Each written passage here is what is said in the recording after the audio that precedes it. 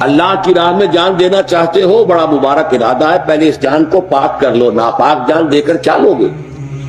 ان اللہ طیب لا یقبل الا الطیب۔ ہمارا حال کیا ہے؟ قربانی کے لیے بکرا دینا، دیکھنا کہ سینگ ٹوٹا ہوا تو نہیں ہے، اور اپنی جانیں اللہ کی راہ میں دینے جا رہے ہیں۔ ساری کثافتیں، ساری خباثتیں، حب دنیا، حب مال، حب جاہ، ساری لعنتیں دل کے اندر لیے ہوئے، اس ناپاک جان کے دینے سے کچھ حاصل نہیں۔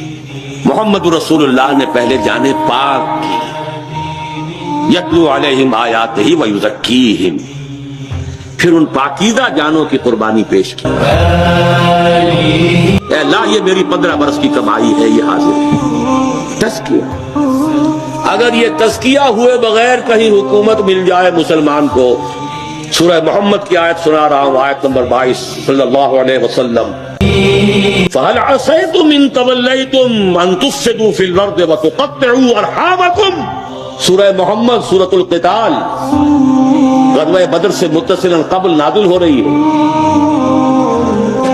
اے مسلمانوں، اگر آزمائشوں کی بھٹیوں میں سے گزرے بغیر کہیں حکومت مل گئی تو تم ہی ہوگے جو فساد پیدا کرو گے زمین میں، اپنے رحمی رشتے کاٹو گے، تمہیں بھٹیوں میں سے گزاریں گے۔ وَلَنَبْلُوَنَّكُمْ بِشَيْءٍ مِّنَ الْخَوْفِ